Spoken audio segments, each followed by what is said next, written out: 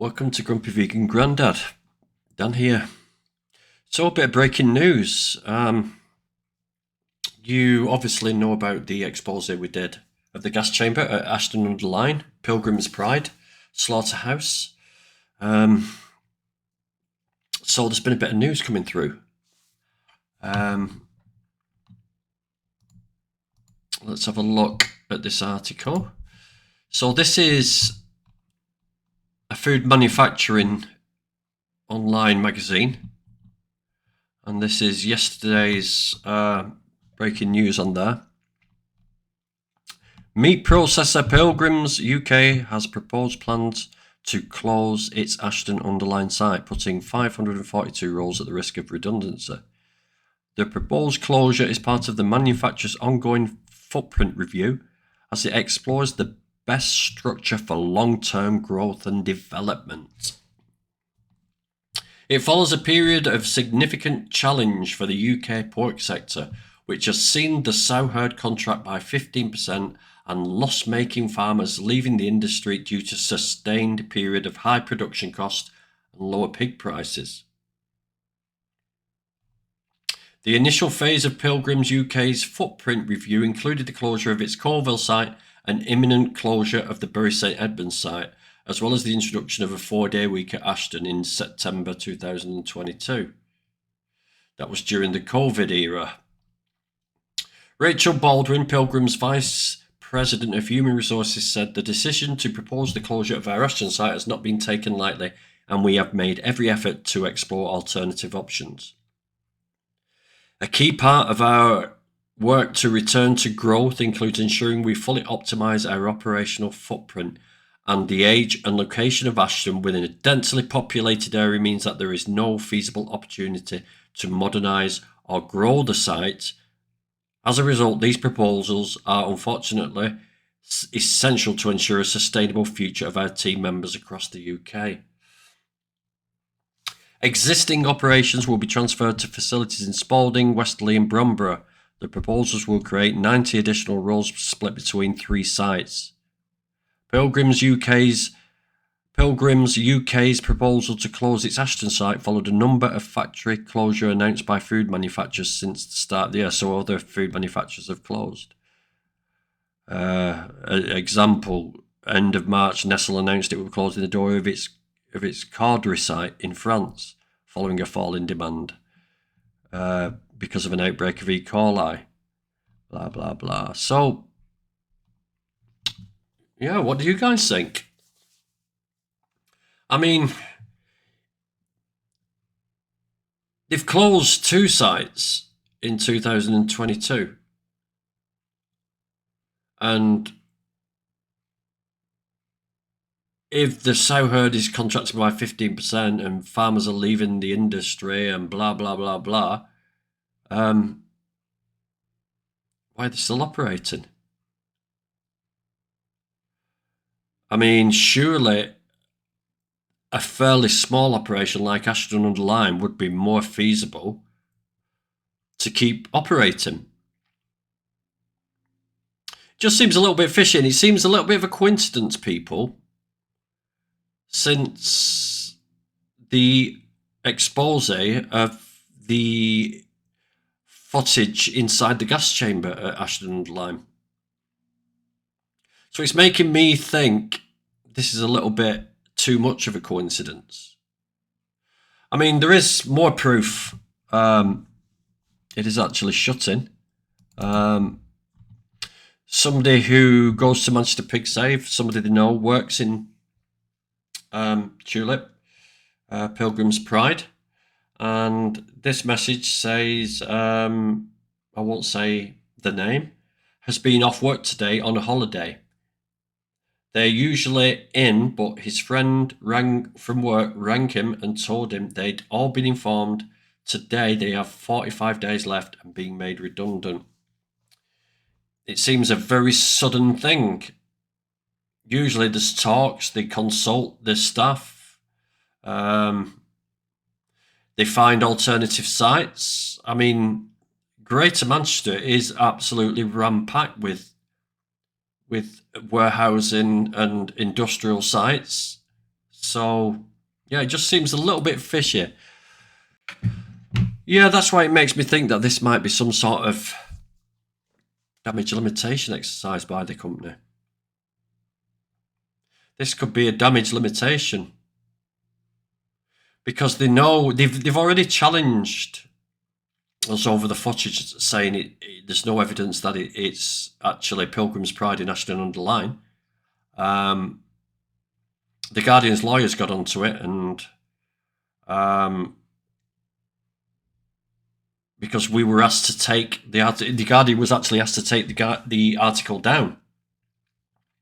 So they didn't, because the lawyers were happy that the evidence that we presented was solid proof that this is where the footage of those pigs in that gas chamber came from.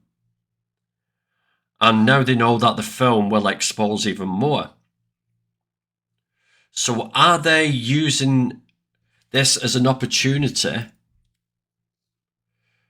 of damage limitation by saying when the film comes out, well, yes, this site didn't meet the standards, didn't meet the high welfare standards of the UK, and is going to we're going to shut it down, or we have shut it down because it was a bad apple. So we've shut this down now, but all our other sites are fine. In all our other sites, the gas chambers, the pigs fall gently asleep, like we said in the first place. What do you think, people? What do you think? Because maybe it was 50-50 whether they were going to keep it open or not.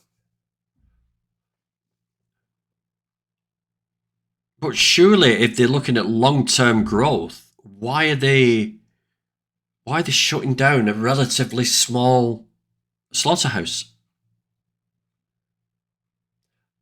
I mean, you can bet the rent won't be staggering there. It just seems odd. It just seems odd that if they're looking at growth, long-term growth, would they shut these little outlying slaughterhouses?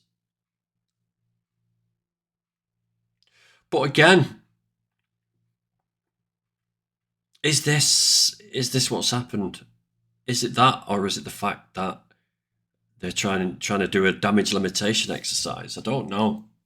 It's hard to tell. But either way, could be called a little win. I don't know. I mean, for those of you not in the know, we've done an investigation over the last 3 years in this place. The original story was that in the UK, the gas chambers caused the pigs to fall gently asleep before they were hung upside down and stabbed in the throat. It was the most humane method, and the UK had these high welfare standards that are second to none in Europe. And we exposed that. We exposed it for what it really was, and it wasn't that. And we've got a documentary coming out called Pignarum.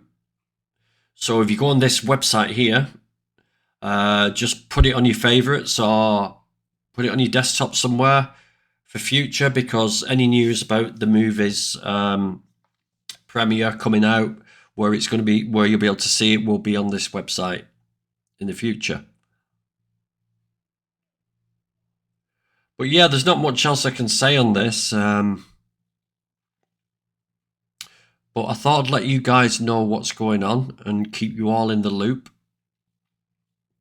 so we can take a look. But I'd be interested to see what you guys think. I'll put a link for this article down there. And I'll also put a link for the Pignarum website.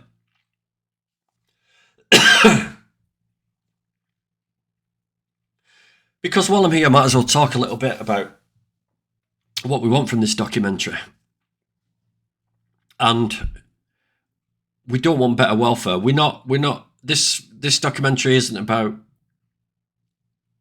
asking for better welfare, for a change, for a different gas, for a different slaughter method. We're asking for people just to stop using animals as products.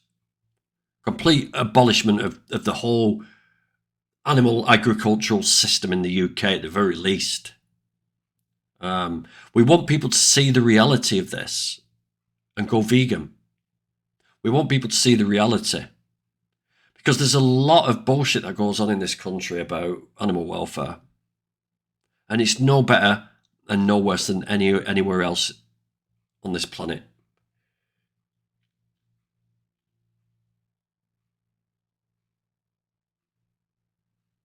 I mean, we've got to keep exposing. We've got to keep exposing the industry. Yes, there's political ways of doing things. Yes, there's surveys, there's polls, there's ways of speaking, there's AV, there's We the Free, but without these exposés, we've got nothing to convince people of the horrors of animal agriculture and the way we treat animals. And people ain't gonna see our point of view to rid the world of this animal use unless we get footage and we get people looking. And that's the thing about this documentary, is it's not aimed at you guys. It's not aimed at you. It's aimed at non-vegans. We want the non-vegans because there's more in this documentary. It's not just about Pilgrims Pride. There's a lot more. And it's going to disrupt the whole industry. And that's another thing that we want to do, is disrupt the industry.